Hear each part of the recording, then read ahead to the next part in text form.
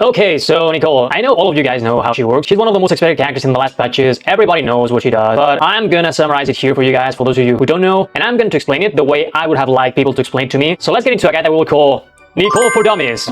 Let's get right into it. So let me make this simple. Have you guys heard about Bennett? The best character in the game for the past 5 years? Well, basically Nicole is Bennett, but better. So what does she actually do? If we get into her skill, it gives attack to the whole team, it gives a shield, it generates actually quite a lot of particles, and it activates the new artifact set. Half of Nicole's utility is actually the new set that is releasing along her. So the buff she gives with the elemental skill is usually around 400 and 600 attack, plus another 300 attack, and this depends on her attack. And I mean her total attack, unlike with Bennett, in which it's his base attack. Yes, a high investment Bennett still gives more attack than her, but Nicole compensates a lot by buffing the whole team, not only the on-field character, having better uptime than Bennett, not forcing you into a circle, which is super important in a lot of teams. It gives you a shield, which is super comfortable in a lot of teams, especially in the Overload one, and fixing the energy issues that you have in a lot of Bennett teams. So the fact that she doesn't give as much attack as Bennett is why people is underestimating her. However, she is gonna feel much stronger once you start playing her. About her ultimate, the only thing that you need to know is that it basically does some coordinated attacks, and if the characters on the team are auxiliary characters, instead of doing X amount of damage, it will do more damage. That's it. Now, very important. Nicole by herself is not the whole thing, as I've mentioned. The new set is genuinely ridiculous. 40% damage bonus with not real condition, and Nicole activates it perfectly. There are teams like with Barca where Nicole is not even the biggest piece of upgrade. The real upgrade is enabling the artifact set consistently. Now, let's talk about the teams, because this is where people are going to either overrate her or massively underrate her. Some of the teams where she is really good. Barca, I guess it's a surprise to nobody. Here in this team, you get the full attack buff, basically, the extra 100 attack, you get full body from the new set, you get the shield, which is important for Barca, and her burst actually matters here. This is one of the few teams, along with the other auxiliary teams like Razor, Clay, etc., where it feels actually okay to use her burst. But really important, don't feel forced to get Nicole just for Barca, because as I've mentioned before, in Barca teams, it is even more important to get the new artifact set than Nicole herself. Nicole is an upgrade over Bennett in these teams, yes, she is. However, it is mostly because of how comfortable she is, more than about the damage that she offers. Other super improved teams by Nicole. Kinich. Nicole is great here too, because one of the biggest issues that Kinich has with Bennett is first, the fact that he is restrained in the circle and Kinich moves a lot when he's doing his skills, and also the fact that he will have now a shield in this team. He will be able to do more consistently the 5 cannons that he could not do before with Bennett a lot of times because they interrupted you. Damage wise, it's about the same in this team, Bennett versus Nicole. However, due to you being able to do the 5 cannons more consistently, Nicole should feel much better and should give you better results. And for a lot of you guys, that difference is gonna be enough because you're not gonna want to repeat again and again the abyss until you get a perfect run where you are not being interrupted. Other teams, I would say that any team that has strong off-field DPSs that do not get buffed by Bennett. In this case, the most important one would be, of course, the Durin off-field damage dealer teams. So these are teams where the real DPS is happening off-field and the on-fielder is just a driver for the other off-field characters to deal more damage. It's the case, as I've said, of Durin with Lohan, for example, and here is where Nicole gains a lot of value compared to Bennett. Other teams, what I would say that she is incredibly good is the Pyro Overload teams, because finally you're gonna be able to have a shield for characters like Chlorine, characters like Linnae, etc., characters like Clay, and Clay uses also her Hexray passive, so you're gonna use the ultimate there. So all of these Overload teams are gonna benefit greatly from Nicole. Other teams where she's gonna be good, but she's not gonna be an upgrade over Bennett, would be other Overload teams like Beresas, teams that already have a good shielder that will benefit from her, but Chitlalix is like, for example, Gaming is a good example. The teams with Xianyun, teams like Sino, like Raiden Hypercarry, etc., all of these teams are not benefited that much by her, even Mabuika. So all of them do have the option of Bennett, and she does not improve them as much. And then there's also teams where she's gonna work okay, but she's not gonna be as great as other options. Like for example, for Navia, you can play Navia with her, but now with the release of Lunar Crystallize, Navia is better in these teams, or Nubilite because she doesn't use the attack buff to its whole extent. Let's get now into her weapons, and I've seen a lot of people saying that her weapon is super important because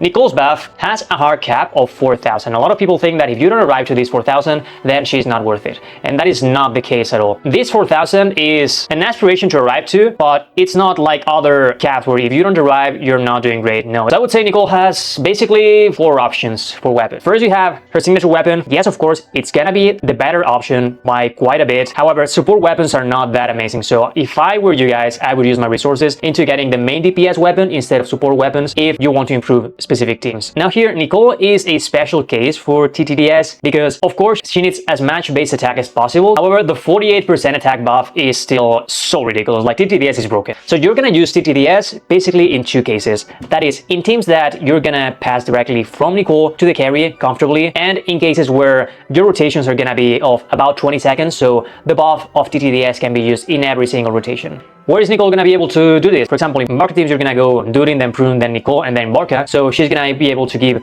the buff directly to him. Same with Kinich, even though depending on the rotation, it can be a bit more tricky. Teams like Nicole Reeyn, you're also gonna be able to use it. So in these kind of teams where you can go straight into the main DPS, it's gonna be the best option by far. Where are you not gonna use TTDS? Well, there's also several teams. So for example, in the teams that you have several off-field DPS characters that are dealing most of the damage, because TTDS only buffs the character on the field. What are you gonna play in this kind of teams? You have several options. The best option is probably gonna be either Fabonis if you wanna use the ultimate, or if the team needs the particles. Fabonis is a good option, even though it's not my favorite one because the buff is not really that great. And if not, you have any 5-star stat stick. Preferably you're gonna use Skyward Atlas because it's a weapon that gives a ton of attack, so it's gonna allow her to get to the full 1000 that she needs to give it the full buff. And if you don't have any of these 5-star stat sticks, you're gonna end up going with either Oath Swarm, which is gonna give you a bit of recharge and quite a bit of attack, or Flowing Purity, that is the weapon of the Forge of Fontaine, which are perfectly fine, are quite solid options if you don't have any other. Again, I want to repeat that outside of the Herxery team, her ultimate is kind of meh, so I would not go straight for an energy recharge weapon. So ranking, you have the signature, then you would have TTDS where you can use it, then you would have Atlas, then Oath Swarm or Flowing Purity, and then Fabonis is in a weird spot where you're only really gonna use it if the team really needs the particles. About her artifacts, it's super easy, honestly. There's not even a question.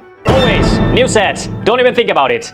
And about the stats, attack, attack, attack, or energy recharge, attack, attack if you need it, if you're playing her in Hexery teams. And as for the substats, always look for attack percentage and base attack. Those are the most important ones, and you can also look for a bit of energy recharge, but I wouldn't force myself to look for that subset unless you're gonna play her in Hexery teams. However, if you're only gonna go for a single set and you don't wanna keep changing sets, maybe ER is something you wanna go for. So Sidram, you're saying that her weapon is the best option always, right?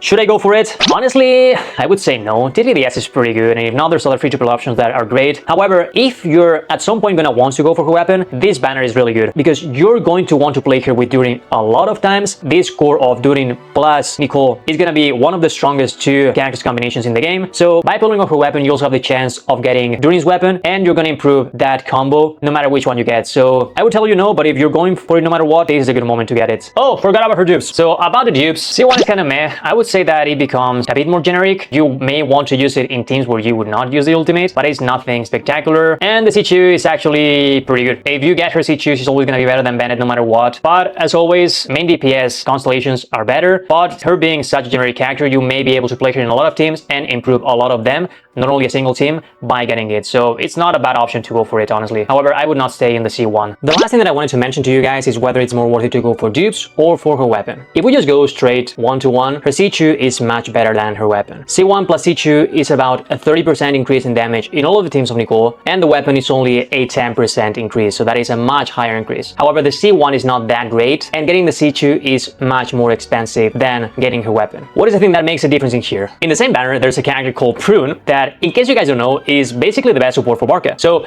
if you're interested in improving Barca's team, I would have no doubt I will go for Nicole dupes because in the end the C2 is better and you will get Prune dupes in the way there. If you're not interested in Barca's teams and you don't have enough resources to get the C2, I would not risk it to get only the C1, and I would go straight for the weapon because, as I've said before, both Nicole and Durin's weapon are quite good. So final conclusions. I think Nicole is gonna end up being one of these characters that people underestimate at the beginning because she doesn't give as much buff as Bennett, and it doesn't scream something like, oh my god, this is her evolution to the meta is gonna be so much different from what we had before. No, you're gonna have slightly better teams than you had currently, but it's not gonna be a huge shift. However, once people realize how comfortable it is to have a shield, a Bennett that gives you a shield, I believe they're gonna start appreciating her. It's gonna be kind of like what happened with Katsuga, where people at the beginning underestimated him, but then he gave so much quality of life back in 1.6 that everybody and their mother wanted to pull for him, and that is Nicole. She's not something game breaking. She's still gonna be one of the best units in the game, if not the best one, but you're not gonna notice that much of a difference between Bennett and herself. I would say that if you're the type of player that always ends up wishing that you had two Bennetts, I wouldn't think about it and I would go for her. Also, if your goal is to improve your overload teams or your Barca teams, she's gonna be a great option, but in the case of Barca, it may be better to go for Barca dupes than it is to go for Nicole herself, because again, the biggest buff for Barca, even if you don't believe it, the new set and Prune.